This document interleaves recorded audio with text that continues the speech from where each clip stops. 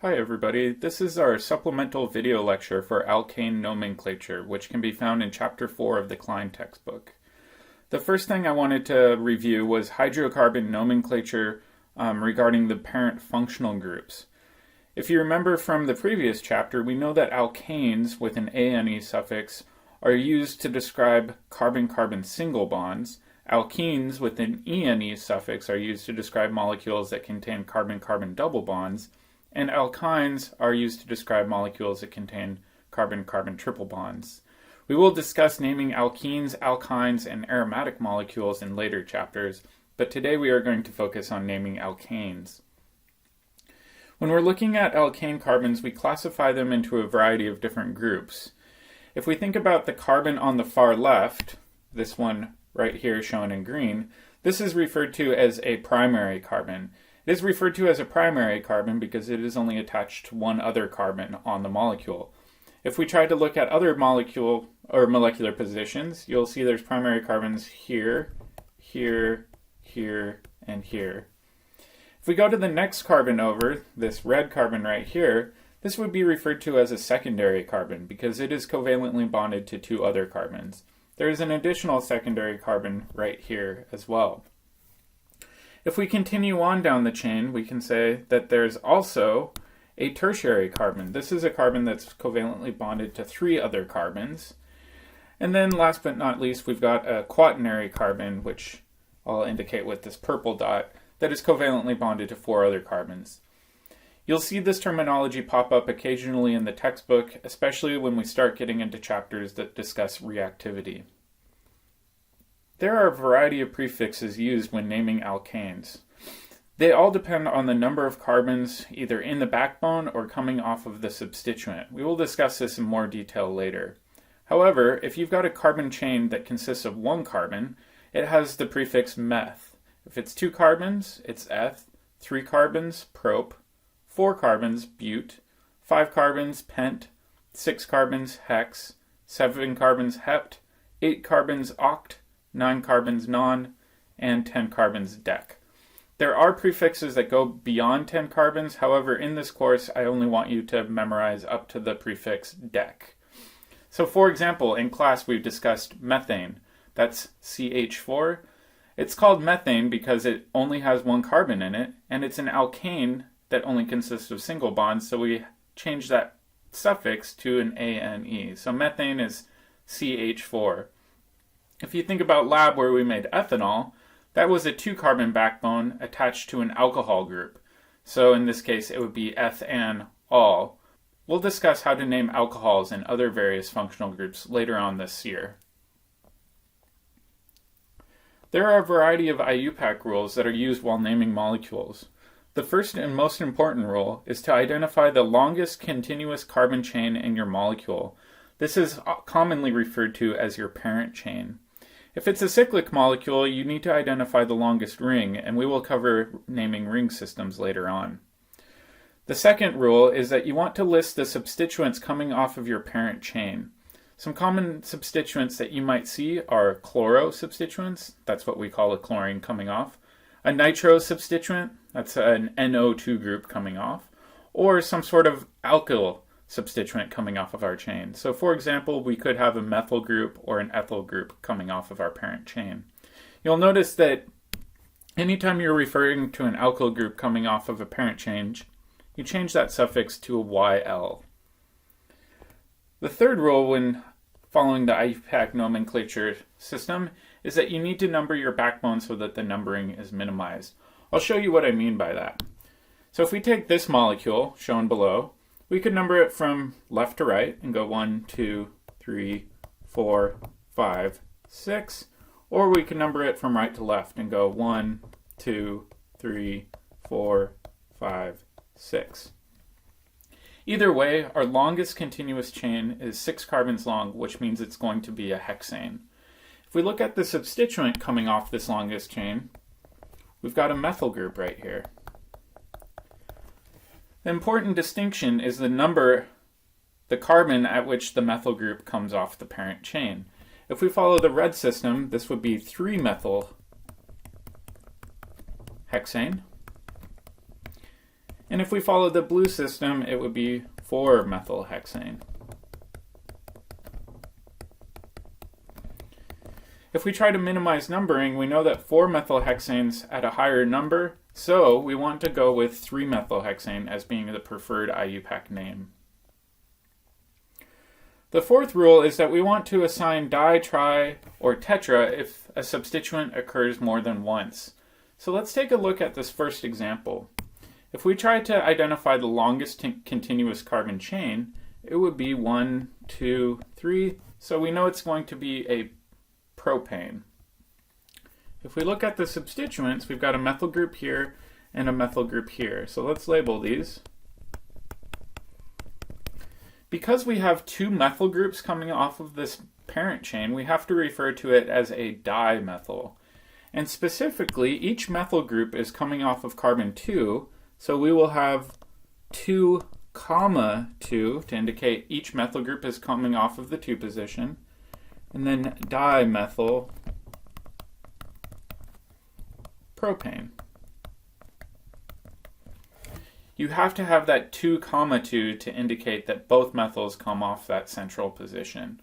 Let's take a look at a more complicated example shown below.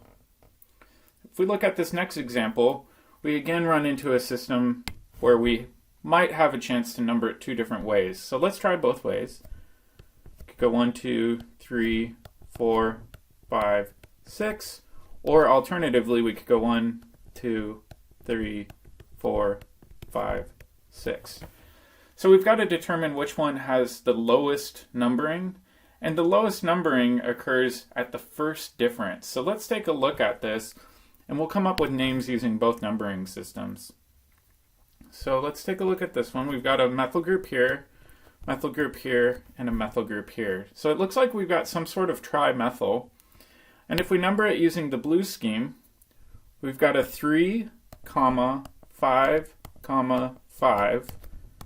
trimethyl, and it's a hexane because it's 6 carbons long.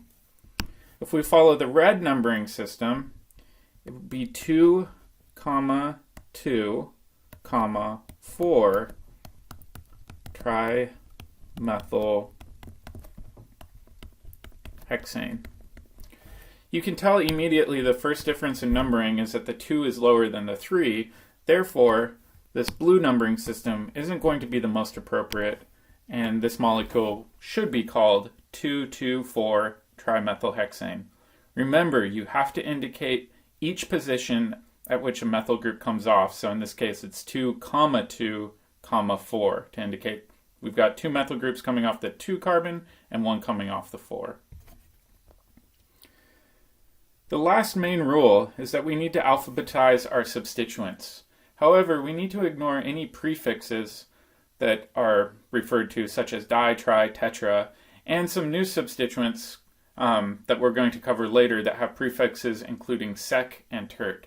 There's only one exception to this rule, which is iso, and the I in iso is counted when you're alphabetizing your substituents. So let's go ahead and number it. We could go 1, 2, 3, 4, 5, 6, 7. If we look at our first substituent here, it's coming off the 2 position. So I'll just write number 2. Or we could go 1, 2, 3, 4, 5, 6, 7. In this case, our first substituent's coming off the 3 position. We know based on the previous rules that we want to use the blue numbering system because the first substituent comes off at the lowest number. So let's go ahead and erase this red system. And in this case, let's circle the substituents coming off of our parent. We've got a methyl, we've got a methyl, and we've got an ethyl. So methyl, methyl, and ethyl. All right, so let's number this first. We know that we've got a 2, 3 dimethyl. And on the 5 position, we've got a 5 ethyl. We have to prioritize these according to which one has the letter that comes first in the alphabet. In this case, E comes before M. even though the ethyl group is coming off of a higher carbon number. So in this case, if we think about these both coming off of a heptane, the correct naming should be 5-ethyl dash 2,3 dimethyl heptane. And like I said, this is simply because E comes before M in the alphabet, so we include the 5-ethyl substituent first. There are a handful of other IUPAC allowed substituents, primarily the propyls and butyls. The first one I want to discuss is the propyl. So if we imagine R is our parent chain, and we've got a branch coming off of it where it contains 3 carbons, we would normally just call that a propyl. However, there are other variations of propyls out there, such as isopropyl. Isopropyl, in this case, is a 3-carbon group coming off of our parent chain, but it's branched. We refer to this as isopropyl. Alternatively, you can use IUPAC naming rules and you can call this a 1-methyl-ethyl substituent. However, if you do this, you need to bracket the 1-methyl-ethyl to indicate that it's not a part of your parent chain. Whenever you're naming using this IUPAC priority system, you want a number going out from your parent chain. So for example, carbon 1 is the first carbon attached to your parent chain, carbon 2 is the next one out. In this case, you've got a methyl coming off of that carbon 1 on your substituent, so it would be called 1-methyl-ethyl. If we go down to the butyls, the same story takes place, where we've got our simple butyl example, where R is our parent, and we can have 4 carbons coming off of our parent chain. This is just referred to as a butyl group. However, if we look at the next one, it also has 4 carbons coming off the parent chain. However, there's some branching. This is referred to as sec-butyl. If we use the formal IUPAC naming system, we could also call this a 1-methyl-propyl substituent. The next one is referred to as isobutyl. Isobutyl has the branch further down the chain, and if we use the formal IUPAC naming system, we can call this 2-methyl-propyl. Last but not least, we've got tert-butyl. Tert-butyl can also be referred to as 1,1-dimethyl-ethyl. However, all of these contain 4 carbons, so they're all a subclass of butyl substituents. Remember too, when you go and try to alphabetize these, it's important to use the same rules as discussed above. So in this case, P would take priority.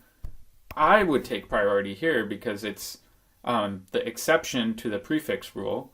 If we go with the IUPAC rules, we could go with the M for 1-methyl-ethyl. And then if we go down to the butyls, it would be B for butyl, B for sec-butyl, we ignore the sec, and then M for 1-methyl-propyl. And then if we go to isobutyl, we will go with I, because we know that iso is the exception to our prefix rule. Same thing with tert. We want to ignore the tert because it's a prefix, and we'll go with B. Same thing with our IUPAC rules. It would go M, and then we would ignore the di, and it would be M for 1,1-dimethyl-ethyl. All right, this requires a lot of practice and patience. However, we're going to go over a handful of examples in class, and you should cover quite a few in your sapling assignment and your homework problems. All right, I'll see you guys soon.